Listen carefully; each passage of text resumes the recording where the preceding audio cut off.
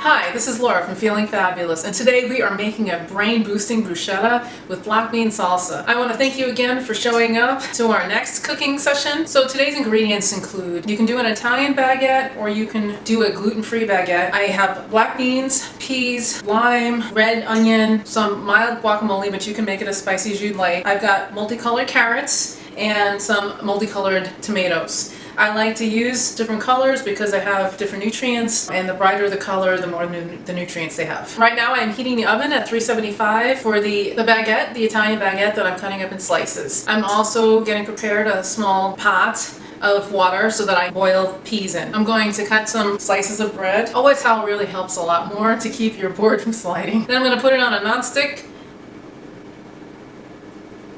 pan in the oven, baking sheet in the oven. You can use a non-stick one or with parchment paper. I prefer not using the parchment paper if I can help it. Just more chemicals.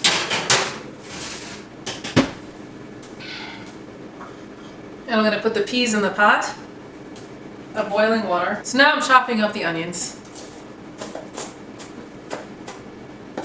For those of you who don't know how to cut quickly, don't feel bad. Neither do I. It's not about being perfect. We're not chefs, professional chefs, which you enjoy the meal and so you have a little more free time to actually chop up your produce. They're actually, in a rush. They have more patrons, and so, we're just feeding families or ourselves. Now I'm going to chop up the onions. The carrots. Make them into thin sticks, or if you want you can use them whole because they're doing baby carrots. So it's interesting how the inside of a purple carrot is yellow. I'm not sure why. Maybe they're hybrids. My peas are done and they're all floating to the top, which that's how you can tell if they're finished cooking.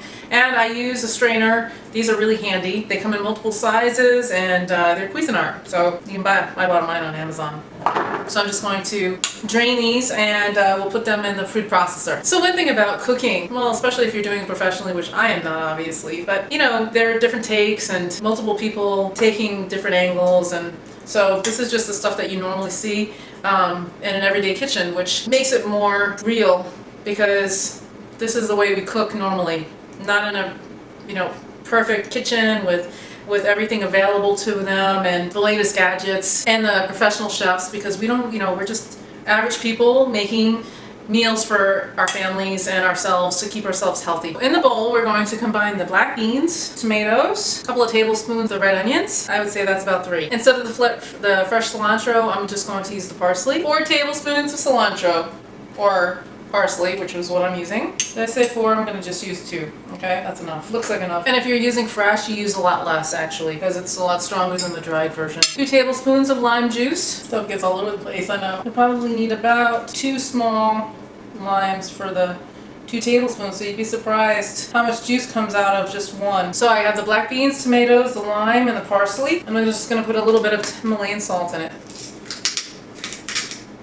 That's it. That's all I need, which is less than a pinch. So now I'm going to mix it together. So I just took out the Italian bread and it's nice and toasted. You could just use it in a toaster or a toaster oven. I just decided I was going to use it in an oven. So there are different ways of going about doing the same thing, which is good because everybody has something different. Okay, so we finished with our salsa, which is a black bean salsa, as you can tell. Different from the type of salsa that you're expecting with mashed tomatoes. We just cut them up and chop them. Now for the guacamole, we're going to add the peas to the guacamole that we already have. You can make guacamole very easily with avocados, onions, cilantro. You can throw in jalapenos if you like them really spicy. I prefer not to. Salt, pepper. It's very easy to make guacamole. You can buy them anywhere, and the ones that I get are fresh. They're not in the prepackaged, but if you don't have a choice, you can always buy the prepackaged. There's no oil in it.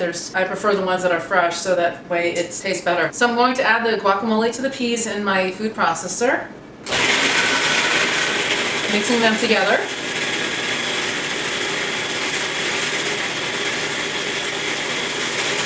Like so. I like to add all of what's left over. I like the colors because they tend to add more to it, nutrient-wise. And then you still have the fiber from the peas. You also have a lot of fiber from the beans. You have lutein from the tomatoes. And then you have the carrots to side off, to be the side, which are also very colorful.